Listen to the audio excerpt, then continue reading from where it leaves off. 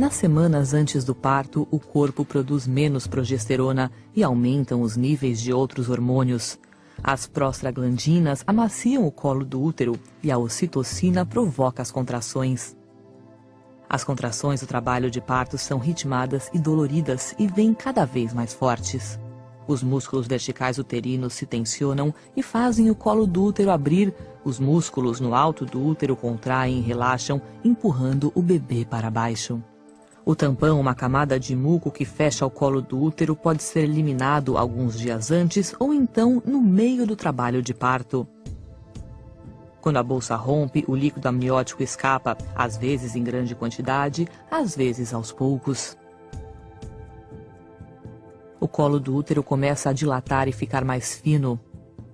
Quando a dilatação chega a 4 centímetros, começa a fase ativa do trabalho de parto, com contrações mais fortes e frequentes.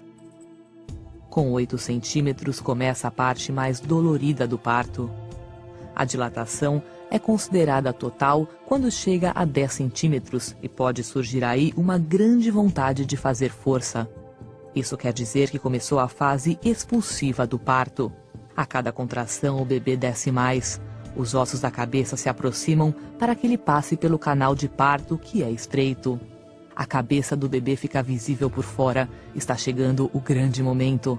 Com mais algumas contrações e um pouco de força, aparecem o rosto, os ombros e o resto do corpo. Na terceira e última fase do parto, a placenta se desprende e sai. O bebê começa a respirar sozinho e a incrível aventura do parto termina.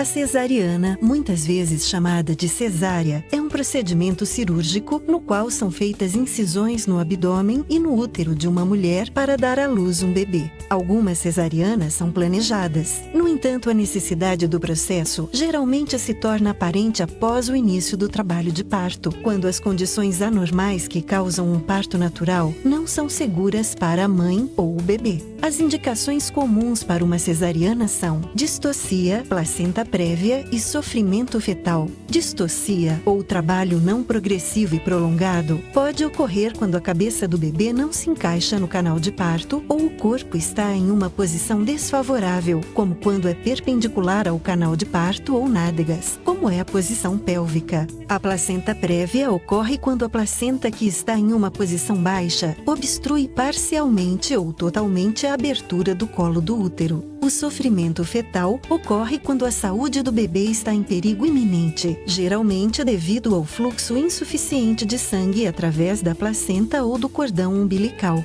O sofrimento fetal pode ocorrer quando a placenta se separa da parede uterina antes do parto, ou o cordão umbilical se comprime ou asfixia. Outras condições que podem exigir uma cesariana incluem nascimentos múltiplos, grandes tumores do útero, herpes genital ou outras infecções ou problemas de saúde, como hipertensão ou diabetes não controlada. O médico pode utilizar a ultrassonografia e um monitor fetal do coração para ajudar a decidir se o bebê deve nascer por cesariana. Quando uma cesariana se torna necessária, será preparada para a cirurgia. Na maioria dos casos, uma anestesia peridural é administrada para anestesiar a parte inferior do corpo. No entanto, às vezes é usada a anestesia geral. O médico começará fazendo uma incisão no abdômen. Será uma incisão vertical, um pouco abaixo do umbigo, até a parte superior do osso púbico, ou muitas vezes uma incisão horizontal em cruz e um pouco acima do osso púbico. Esta incisão é geralmente chamada de incisão biquíni. Em seguida, o médico realizará uma segunda incisão na parte inferior do útero.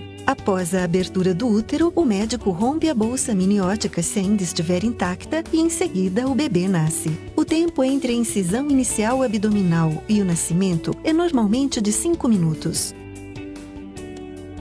O médico então prende e corta o cordão umbilical Remove cuidadosamente a placenta e sutura, costura firmemente o útero e o abdômen. Isso normalmente leva cerca de 45 minutos. Normalmente, o período de internação após uma cesariana é de 3 a 5 dias. Durante esse tempo, você será incentivada a amamentar, tirar um cochilo quando o bebê dormir e levantar da cama com frequência. Embora a maioria das pacientes possa cuidar de seu bebê recém-nascido após o procedimento, a recuperação total pode levar de 6 a 8 semanas. A cicatriz ficará mais clara conforme for se regenerando.